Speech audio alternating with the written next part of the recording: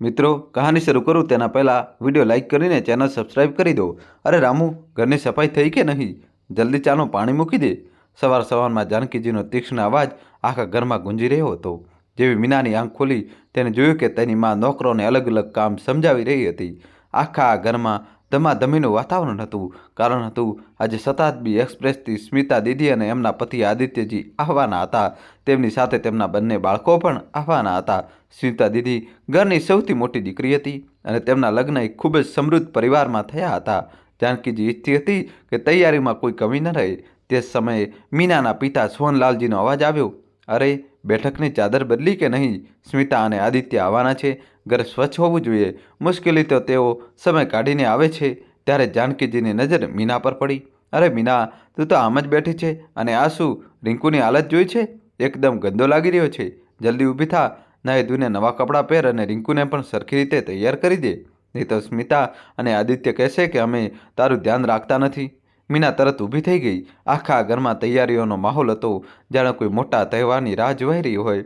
મીના રિંકુને તૈયાર કરતાં અચાનક પોતાની જૂની યાદોમાં ખોવાઈ ગઈ। તેને તે દિવસ યાદ આવ્યો જ્યારે તેના લગ્ન પછી તે પહેલીવાર સાસરીમાંથી પિયર આવી હતી। ઘરનું વાતાવરણ આજ જેવું જ હતું, ખુશીઓથી ભરેલું। માં સવારથી જ તૈયારીઓમાં લાગી રહેતી હતી। પિતાજી બજારથી તેની મનપસંદ મીઠાઈઓ અને ફળો લાવતા હતા અને ભાઈ બહેન તેને ચારેય બાજુથી ઘેરી લેતા હતા। તે દિવસે જ્યારે તે સાસરીમાંથી આવી હતી ત્યારે જાનકીજીએ તેને ગળે લગાવીને કહ્યું હતું, તું આવી છે તો એવું લાગી રહ્યું છે જાણે ઘર ફરીથી જીવંત થઈ ગયું હોય।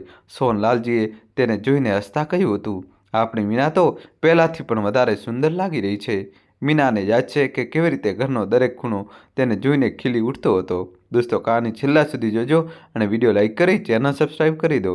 બેઠકથી લઈને તેના રૂમ સુધી બધી જગ્યાએ ખાસ તૈયારી થતી હતી। માં તેના માટે તેની મનપસંદ ખીર બનાવતી હતી અને પિતાજી તેની સાથે ઘણી વાતો કરતા, પૂછતા કે સાસરીમાં બધા કેમ છે?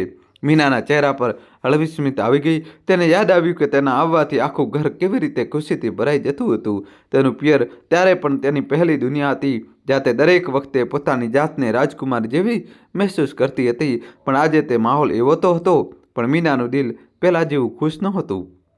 તેને ધીમેથી રિંકુના વાળ સરખા કર્યા અને પોતાની જાતને સમજાવવાની કોશિશ કરી કે આ પિયર હજુ પણ કેટલું જ પ્યારું હતું। પણ તેના આવવાનું કારણ હવે બદલાઈ ગયું હતું। હવે જ્યારે તે પિયરમાં હતી ત્યારે તે કોઈ ખુશી લઈને નહોતી આવી, પણ પોતાની જિંદગીના ભાર અને તૂટેલા સપનાઓ સાથે એ આશરો લેવા આવી હતી। જાનકીજી અને સોનલાલજીએ તેને ક્યારેય કંઈ પૂછ્યું નહીં, પણ મીના જાણતી હતી કે તેમના દિલમાં પણ એ જ સવાલ હતો, શું મીનાની જિંદગી ફરીથી હશે?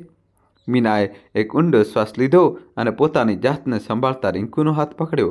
તે ઈચ્છતી હતી કે સ્મિતા દીદી અને તેમના પરિવારના સ્વાગતમાં કોઈ કમી ન રહે, પણ મનના કોઈ ખૂણામાં તેના વિચારો હજી પણ તે જ સવાલ સાથે ગૂંચવાયા હતા, શું તે પણ ક્યારેય ફરીથી એવી જ ખુશી મહેસૂસ કરી શકશે જેવી પહેલાં મહેસૂસ થતી હતી? મીના સ્મિતા દીદી અને આદિત્યજી સાથે બેઠકમાં બેઠી હતી, પણ તેનું મન ક્યાંક બીજે ભટકી રહ્યું હતું। સ્મિતા દીદીને જોઈને તેને પોતાના લગ્નના શરૂઆતના દિવસો યાદ આવવા લાગ્યા। ત્યારે બધું કેટલું સારું હતું। તેનો પતિ અજય તેને ખૂબ જ પ્રેમ કરતો હતો। સાસુ સસરા પણ તેનું સન્માન કરતા હતા। તેને લાગતું હતું કે તેને એક સુંદર પરિવાર મળ્યો છે। પણ ધીમે ધીમે બધું બદલાવા લાગ્યું। શરૂઆતમાં નાની નાની વાતોથી થઈ હતી। અજયનો વ્યવહાર બદલાવા લાગ્યો। પહેલાં જે વાતો તે હસીને ટાળી દેતી હતી તે જ હવે મોટા ઝઘડાઓનું કારણ બની જતી। મીના દરેક વખતે વિચારતી કે આ માત્ર સમયની વાત છે, બધું ઠીક થઈ જશે, પણ પરિસ્થિતિ વધુ ખરાબ થતી ગઈ। પછી એક દિવસ મીનાએ કંઈક એવું જોયું જેણે તેની જિંદગીને હચમચાવી દીધી। અજયનો કોઈ બીજી સ્ત્રી સાથે સંબંધ હતો। આ જાણીને મીનાનું દિલ તૂટી ગયું। જ્યારે તેને અજય સાથે આ વિશે વાત કરી, મીના ગુસ્સા અને દર્દમાં અજયને બોલી, અજય, આ બધું શું છે? આ સ્ત્રી કોણ છે? અને વાતો જે હું તારા ફોનમાં જોઈ રહી છું તેનો મતલબ શું છે? અજય મીના તરફ ગુસ્સાથી જોયું અને બોલ્યો, તને બીજું કોઈ કામ નથી? દરેક વખતે મારા પાછળ પડી રહે છે? આ બધું તારા મગજની ઉપજ છે। મીના પોતાના આંસુઓને રોકતા બોલી, મગજની ઉપજ? આ મેસેજ, આ તસવીરો શું ખોટું બોલી રહી છે? અજય, હું તારી પત્ની છું, મારાથી આ બધું કેવી રીતે છુપાવી શકે છે? દોસ્તો, કહાની છેલ્લા સુધી જોજો, નવો ટ્વિસ્ટ આવશે। વિડીયો લાઇક કરી ચેનલ સબસ્ક્રાઇબ કરી દો। મીનાની વાત સાંભળી અજય મોટે અવાજે બોલ્યો, હા તો શું કરી લઈશ? દરેકની જિંદગીમાં આ બધું ચાલે છે। તું તારું કામ કર અને ખબરદાર, જો મારા ફોનને હાથ પણ લગાવ્યો તો હાથ તોડી નાખીશ. તે દિવસે મીનાનું દિલ તૂટી ગયું હતું. તેણે રડતા રડતા પોતાના સાસુ ઉર્મિલાજીને બધી વાત કહી અને કહ્યું, માજી, તમે જ અજયને સમજાવો, આ બધું ઠીક નથી.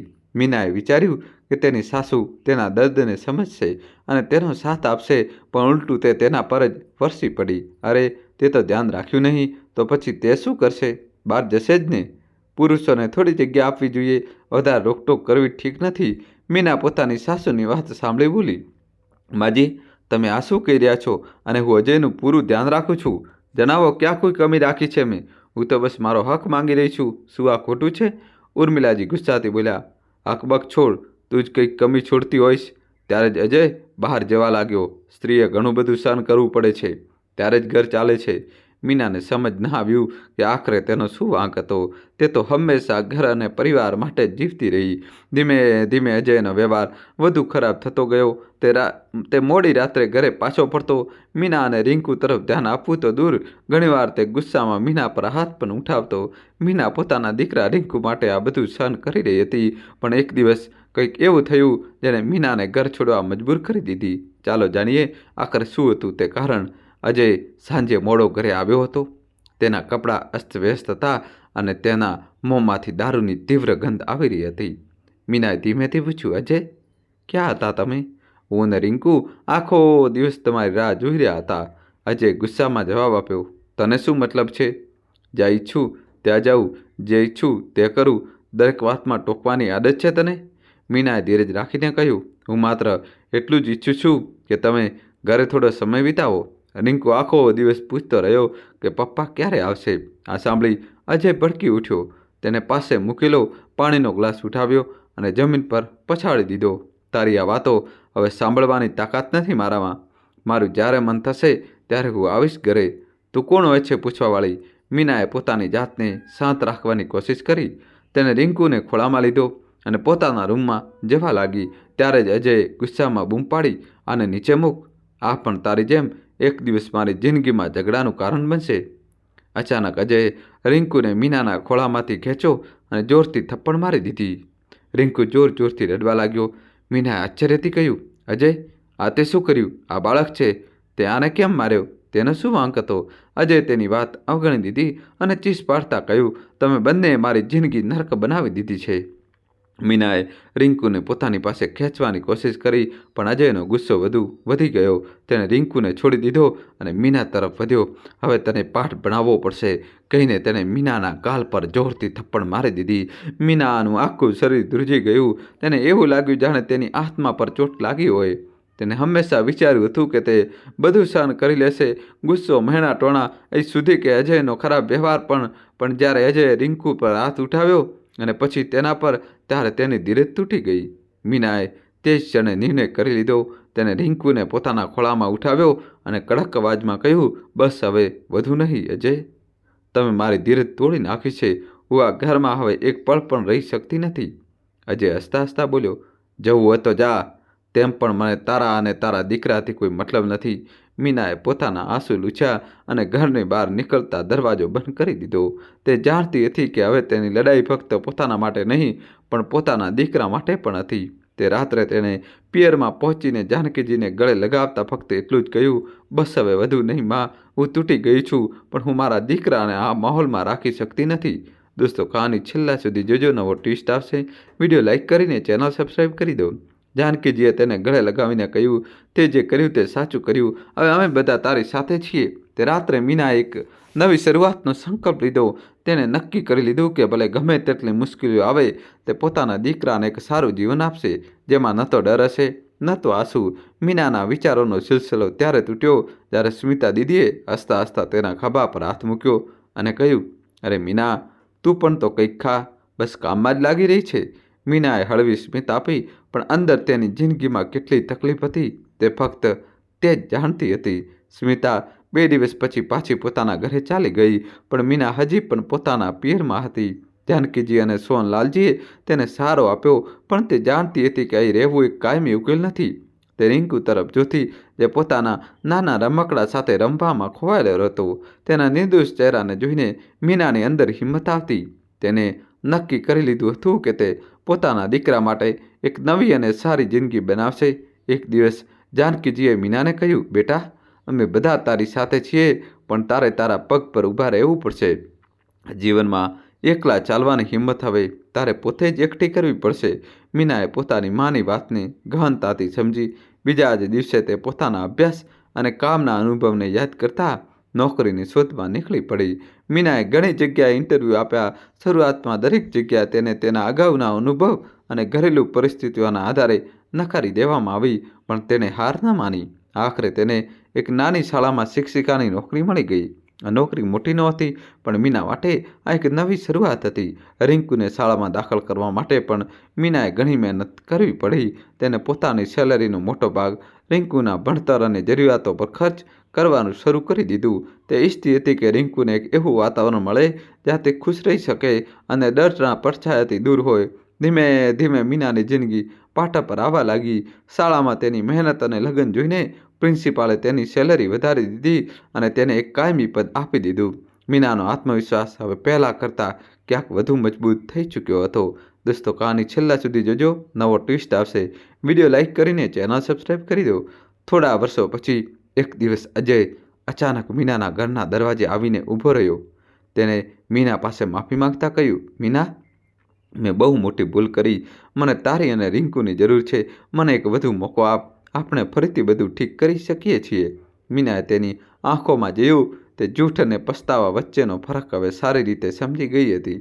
તેને દૃઢતાથી કહ્યું, અજય, મેં તને મારી જિંદગીના ઘણા મોકા આપ્યા, પણ તે દરેક વખતે મને અને મારા આત્મવિશ્વાસને કચડી નાખ્યું. હવે મારી પાસે તારા માટે કોઈ જગ્યા નથી. રિંકુ અને હું હવે અમારી નવી જિંદગીમાં ખુશ છીએ. અમને તમારી જરૂર નથી. અજય મીનાના અવાજમાં આવેલી તાકાત જોઈને ચોંકી ગયો. તે કંઈ પણ બોલ્યા વગર પાછો ગયો. મીનાએ પોતાની જાતને વધુ મજબૂત મહેસૂસ કરી. મીનાની જિંદગી હવે ધીમે ધીમે સ્થિર થઈ ચૂકી હતી. શાળામાં તેની નોકરી અને રિંકુના ભણતરે તેને વ્યસ્ત રાખ્યા હતા, પણ તેની જિંદગીમાં એક વધુ વળાંક આવવાનો બાકી હતો. એક એવો વળાંક જે તેને ફરીથી ખુશીઓ આપી શકતો હતો. એક દિવસ શાળામાં એક વાર્ષિક ઉત્સવનું આયોજન કરવામાં આવ્યું. આ કાર્યક્રમના સમાજમાં વિવિધ ક્ષેત્રોમાંથી ઘણા જાણીતા લોકો આવ્યા હતા. મુખ્ય અતિથિ હતા અનુપ, જે મહિલાઓના સશક્તિકરણ પર કામ કરનારા એક પ્રખ્યાત સામાજિક કાર્યકર્તા હતા. તેમના ભાષણે દરેકને પ્રેરિત કર્યા. તેમણે કહ્યું, દરેક મહિલામાં પોતાની જિંદગી બદલવાની તાકાત હોય છે. બસ પોતાની તાકાતને ઓળખવાની જરૂર છે અને પોતાના નિર્ણયો જાતે લેવાની હિંમત એકઠી કરવાની જરૂર છે. મીનાએ અનુપની વાતોને ખૂબ ધ્યાનથી સાંભળી. તેમના વિચારોએ તેને પ્રભાવિત કરી. કાર્યક્રમ પછી મીનાએ અનુપ સાથે મુલાકાત કરી. તેને પોતાની વાર્તા જણાવી અને કહ્યું, તમારી વાતોએ મને ખૂબ પ્રેરિત કરી. મેં પણ મારા દીકરા માટે નવી શરૂઆત કરી છે. અનુપે તેની વાતો સાંભળ્યા પછી હસતા કહ્યું, તમારી વાર્તા તો પોતે જ એક ઉદાહરણ છે. કેમ નહીં તમે અમારી સાથે કામ કરો અને તે મહિલાઓને પ્રેરિત કરો જે હજી પણ પોતાના સંઘર્ષ સામે લડી રહી છે. મીનાએ આ પ્રસ્તાવ સ્વીકારી લીધો. હવે તે શાળાની સાથે સાથે અનુપના સંગઠન સાથે પણ જોડાઈ ગઈ. ત્યાં તેણે ઘણી એવી મહિલાઓ સાથે મુલાકાત કરી જે પોતાની સમસ્યાનો સામનો કરી રહી હતી. મીનાએ તેમની મદદ કરવી અને તેમને સશક્ત બનાવવાનું પોતાનું ઉદ્દેશ્ય બનાવી લીધું. મીના હવે શાળામાં ભણાવવાની સાથે સાથે અનુપના સંગઠન સાથે જોડાઈને મહિલાઓના સશક્તિકરણ માટે કામ કરવા લાગી હતી. તેની દિનચર્યા વ્યસ્ત થઈ ચૂકી હતી. તેને દરેક દિવસે એક નવી ઉર્જા મળતી. સંગઠન સાથે કામ કરતાં તેને જોયું કે ઘણી મહિલાઓ ઘરેલું હિંસા, સામાજિક દબાણ અને આર્થિક મુશ્કેલીઓથી ઝઝૂમી રહી હતી. તેને મદદ કરવાની મીનાને પોતાની તાકાતનો અહેસાસ કરાવતું હતું. મહિલાઓની મદદ કરતાં એક દિવસ મીના રમા નામની એક મહિલાને મળી. રમાની વાર્તા મીના જેવી જ હતી. તેનો પતિ પણ હિંસક હતો અને તે પોતાના બાળકો સાથે પિયરમાં રહી હતી. રમાએ ડર અને હતાશા સાથે કહ્યું, દીદી, મને ખબર નથી કે હું હવે શું કરું. મારી પાસે ન તો પૈસા છે, ન તો નોકરી. મીનાએ તેનો હાથ પકડીને કહ્યું, હું તારી સાથે છું. સૌથી પહેલાં પોતાની જાત પર વિશ્વાસ કર. અમે તને આર્થિક રીતે સક્ષમ બનાવવા મદદ કરીશું. મીના અને અનુપે મળીને રમાને સિલાઈની તાલીમ અપાવી. થોડા જ મહિનાઓમાં રમાએ પોતાનો એક નાનો વ્યવસાય શરૂ કરી દીધો. ત્યારે રમા પહેલીવાર પોતાની કમાણી લઈને મીના પાસે આવી ત્યારે તેની આંખોમાં ખુશીના આંસુ હતા. તેને કહ્યું, તમે મારી જિંદગી બદલી નાખી. અનુપ અને મીના હવે સંગઠનના ઘણા પ્રોજેક્ટ્સ પર સાથે કામ કરી રહ્યા હતા. અનુપ મીનાની હિંમત અને મહેનતની ખૂબ પ્રશંસા કરતો હતો. તે વારંવાર મીનાને કહેતો, તારા જેવો જુસ્સો દરેક કોઈમાં નથી હોતો. તે તારી તકલીફોને તારી તાકાત બનાવી દીધી છે. દોસ્તો, કહાની છેલ્લા સુધી જોજો અને વિડીયો લાઇક કરીને ચેનલ સબસ્ક્રાઈબ કરી દો. ધીમે ધીમે તેમના વચ્ચેની વાતચીત વધુ ઊંડી થતી ગઈ. અનુપ માત્ર મીનાને જ મદદ કરતો ન હતો, પણ રિંકુનું પણ ખૂબ ધ્યાન રાખતો હતો. રિંકુ પણ અનુપને પસંદ કરતો હતો. એક દિવસ અનુપે મીનાને કહ્યું, મીના, તમે દરેક વખતે બીજાઓ માટે આટલું બધું કરો છો, પણ શું તમે ક્યારેય વિચાર્યું છે કે તમને પણ ખુશી મેળવવાનો હક છે? મીનાએ થોડું હસતા જવાબ આપ્યો, ખુશી મારા માટે હવે મારો દીકરો રિંકુ છે, તેના માટે જ બધું કરી રહી છું. અનુપે ગંભીર થઈને કહ્યું, અને તમારા માટે શું તમે નથી ઈચ્છતા કે તમારા જીવનમાં કોઈ એવું હોય જે તમારો હાથ પકડે? મીનાએ ચૂપચાપ તેની વાત સાંભળી. અનુપે આગળ કહ્યું, જો તમે મને તમારી જિંદગીમાં જગ્યા આપો તો હું તેને મારું સૌભાગ્ય સમજીશ. હું વચન આપું છું કે તમને અને રિંકુને ક્યારેય કોઈ તકલીફ નહીં થવા દઉં. મીના માટે આ ક્ષણ ખૂબ ભાવુક હતી. તેને ઘણું સહન કર્યું હતું. હવે ફરીથી કોઈ પર વિશ્વાસ કરવામાં ડર લાગી રહ્યો હતો. તેને અનુપને કહ્યું, મને થોડો સમય જોઈએ, હું કોઈ નિર્ણય ઉતાવળમાં કરવા માગતી નથી. આગળના થોડા દિવસો સુધી મીનાએ આ વાત પર ખૂબ વિચાર્યું. તેને પોતાના દિલથી પૂછ્યું કે શું તે અનુપ પર વિશ્વાસ કરી શકે છે? તેને કંઈ સમજાતું ન હતું કે તે શું કરે. રાત્રિ ભોજન પછી જ્યારે ઘરમાં શાંતિ હતી, મીનાએ માને કહ્યું, માં, મારે તમારી સાથે કંઈક જરૂરી વાત કરવી છે. માએ તેના ચહેરા પર હળવી ચિંતા જોઈ અને કહ્યું, શું વાત છે બેટી? તું પરેશાન લાગી રહી છે? મીનાએ થોડા સંકોચ સાથે અનુપની વાત માને જણાવી. તેને બધું સ્પષ્ટ રીતે જણાવ્યું કે કેવી રીતે અનુપે તેનો અને રિંકુનો સાથ આપવાનો પ્રસ્તાવ રાખ્યો છે અને કેવી રીતે તે હવે પોતાની જાત પર વિશ્વાસ કરવામાં ડરી રહી હતી. માએ ધ્યાનથી બધું સાંભળ્યું અને પછી મીનાનો હાથ પકડીને કહ્યું, બેટા, તે અત્યાર સુધી દરેક મુશ્કેલીનો સામનો કર્યો છે, પણ હું એક વાત કહેવા માગું છું. જિંદગીમાં જો કોઈ એવું મળે જે તને અને તારા દીકરાને ખુશી આપી શકે તો તેને ઠુકરાવવું યોગ્ય નહીં હોય. મીનાએ થોડી મૂંઝવણ સાથે પૂછ્યું, માં, મને ડર લાગે છે. શું થશે જો આ નિર્ણય પણ ખોટો નીકળ્યો? માએ તેની આંખોમાં જોઈને કહ્યું, ડર હંમેશા રહેશે. મીના, પણ દરેક વ્યક્તિ અજય જેવો નથી હોતો. અનુપે જે રીતે તારું અને રિંકુનું ધ્યાન રાખ્યું છે તે દર્શાવે છે કે તે એક સારો માણસ છે. દરેક સંબંધ એક મોકો માંગે છે અને સૌથી મોટી વાત, તને ખુશ રહેવાનો હક છે. માની વાત સાંભળી મીના ધીમેથી બોલી, માં, હું નથી ઈચ્છતી કે કોઈ રિંકુને અપનાવવાનું માત્ર વચન આપે. મને એવો સાથી જોઈએ છે કે તેને પણ પોતાના દીકરાની જેમ જુએ. માં હસતા હસતા બોલી, અને મેં જોયું છે કે અનુપ રિંકુ સાથે બરાબર એવું જ વર્તન કરે છે. તેને ક્યારેય તારા કે રિંકુ પ્રત્યે કોઈ ખરાબ ભાવના નથી દર્શાવી. દોસ્તો, જલ્દીથી વિડીયો લાઇક કરી ચેનલ સબસ્ક્રાઈબ કરી દો. તારે તારા ડરને પાછળ છોડીને આગળ વધવું પડશે બેટી. જિંદગી તને એક બીજો મોકો આપી રહી છે, તેને નકારતી નહીં. મા સાથે વાત કર્યા પછી મીનાના દિલનો ભાર હળવો થઈ ગયો. તેને મહેસૂસ કર્યું કે માં સાચું કહી રહી હતી. જિંદગીમાં દરેક સંબંધને એક મોકો આપવો જરૂરી છે અને અનુપ તેના અને રિંકુ માટે જે સન્માન અને સ્નેહ દર્શાવ્યો હતો તે ખરેખર સાચો હતો. બીજા દિવસે મીનાએ અનુપને મળવાનો નિર્ણય કર્યો. તેને બોલાવીને કહ્યું, મેં ખૂબ વિચાર્યું અને મા સાથે પણ વાત કરી. હું તમારી સાથે એક નવી શરૂઆત કરવા માગું છું, પણ હું તમને સ્પષ્ટપણે જણાવવા માગું છું કે આ સંબંધ ફક્ત મારા માટે નહીં પણ રિંકુ માટે પણ હશે. મને તેના માટે એક પિતા જોઈએ છે જે તેને સાચા દિલથી અપનાવે. અનુપે ગંભીરતાથી તેની વાત સાંભળી અને કહ્યું, મીના, મેં હંમેશા રિંકુને મારો દીકરો જ માન્યો છે. મારા માટે આ સંબંધ ફક્ત તારી સાથે નથી પણ અમે ત્રણેય માટે છે. હું તમને અને રિંકુને ક્યારેય નિરાશ નહીં કરું. મીનાએ માની સલાહ માનીને પોતાના ડર અને અસુરક્ષાઓને પાછળ છોડી દીધા. તેણે અનુપ સાથે લગ્ન કર્યા. લગ્ન સાદગીથી થયા, જેમાં ફક્ત પરિવાર અને નજીકના મિત્રો સામેલ થયા. માએ આ મોકા પર કહ્યું, મીના, મને તારા પર ગર્વ છે.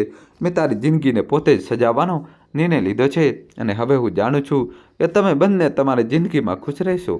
મીનાની જિંદગીમાં હવે એક નવી રોશની આવી ગઈ હતી. તેને પોતાના ભૂતકાળના દર્દને ભૂલીને એક નવી શરૂઆત કરી હતી.